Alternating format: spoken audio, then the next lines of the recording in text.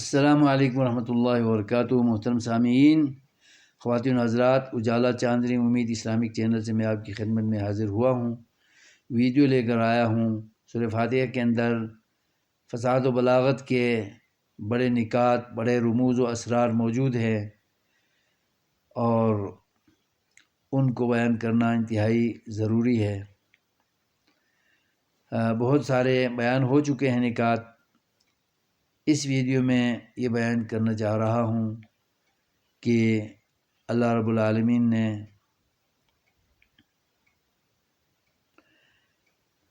بسم اللہ الرحمن الرحیم کے اندر بھی اپنی دو عظیم مبالغے کی صفات بیان فرمائی تھی، الرحمن اور الرحیم۔ اس کے بعد دوسری آیت میں الحمدللہ رب العالمین میں صفت ربوبیت جو تمام اوصاف کو محیط ہے، اللہ کی ابدی ازلی اوصاف کو محیط ہے، اسے بیان فرمایا تھا۔ اس کے بعد پھر اللہ نے انسانوں کی توجہ مبذول کرنے کے لیے الرحمن الرحیم کے اوصاف کو دوبارہ بیان فرمایا ہے، جو کہ تاکید کے لیے ہے اور دوبارہ انسانوں کی توجہ کو اس طرف مبذول کرنے کے لیے ہے کہ اللہ واقعی الرحمن الرحیم ہے، رحمان الدنیا اور رحیم الآخرہ ہے، یہ بیان کیا ہے۔ تو تاکید کا پہلو ملحوظ رکھتے ہوئے یہاں دوبارہ اللہ نے الرحمن الرحیم کے اوصاف کو بیان کیا ہے۔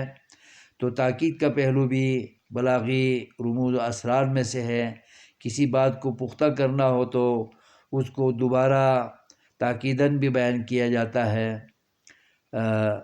تو یہ تکرار لفظ بلا فائدہ نہیں ہے، یہ تکرار لفظ جو ہے وہ تاکید کے لیے ہے۔ پہلے جو بسم اللہ الرحمن الرحیم میں جو الرحمن الرحیم کا ذکر ہوا تھا، تو دوبارہ تیسری آیت میں بھی اللہ نے اس کو دہرا کر واضح کیا ہے کہ اللہ تعالیٰ واقعی رحمان الدنیا اور رحیم الآخرہ ہے۔ اس کے اوصاف کو ہمیشہ ورد زبان بنائے رکھو اور اس کے اوصاف سے اللہ کو یاد کیا کرو۔ اس کے بعد اللہ نے مالک یوم الدین کا وصف بیان فرمایا ہے۔ یہ بھی بڑا جامع وصف اور بڑی جامع صفت ہے جو خالق ہونے کے بعد مالک ہونے پر دلالت کرتا ہے۔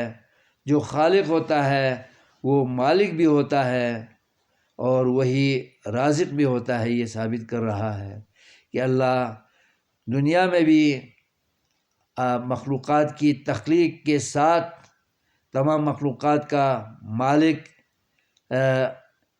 ہے اور آخرت میں بھی اللہ ہی مالک ہوگا۔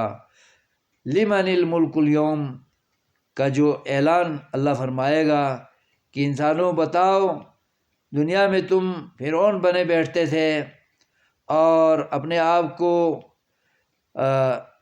جبار قہار سمجھتے تھے، انا ولا غیری، تم اپنے بارے میں سمجھتے تھے کہ تم ہی ہو اور تمہارے علاوہ دنیا میں کوئی با اختیار نہیں ہے، یہ سمجھتے تھے، وہ خام خیال تھا۔ اور آج بتاؤ کہ میدان محشر میں کس کی بادشاہت ہے، کس کی حکمرانی ہے، کس کا اقتدار و اختیار یہاں چل رہا ہے، تو کوئی جواب نہیں دے گا، سکتے کا عالم ہوگا اور سب خاموش ہوں گے۔ تو للہ الواحد القہار کی آواز اللہ رب العالمین پکارے گا یا فرشتے پکاریں گے کہ آج بادشاہت اگر کسی کی ہے تو وہ اللہ رب العالمین کی ہے۔ تو اللہ دنیا میں بھی ملک الدنیا ہے اور آخرت میں ملک الآخرہ ہے۔ اور مالک یوم الدین ہے، دنیا اور آخرت دونوں اسی کے اختیار و اقتدار میں ہیں۔ اللہ کے نیک بندے اسی عقیدے پر قائم ہیں، اور جو بدقسمت اور بدبخت ہیں، بد نصیب ہیں، وہ اللہ کے قانون عقید توحید سے ہٹے ہوئے ہیں، اور جو نیک بخت اور اہل سعادت ہیں وہ ہر وقت اللہ تعالیٰ کے عقید توحید پر قائم ہیں، اور نظریہ شرک سے یکسر وہ منحرف اور بچے ہوئے ہیں۔ اللہ تبارک و تعالیٰ ہمیں قرآن کریم کے رموز و اسرار، بلاغی مظاہر و نکات کو سمجھ کر قرآن کو پڑھنے، جاننے، سیکھنے کی توفیق عطا فرمائے، اور قرآن کریم کی خدمت کرتے رہنے کی ہمیں توفیق خیر عطا فرمائے رکھے، اور قرآن کے عامل بنا کے رکھے، تاکہ ہم اہل السعادہ سے بنیں، اور اہل النجات بنیں، اور اہل اللہ بنیں، حزب اللہ بنیں، خیر البریہ میں ہم شامل ہو جائیں۔ آمین۔ والسلام علیکم ورحمۃ اللہ وبرکاتہ۔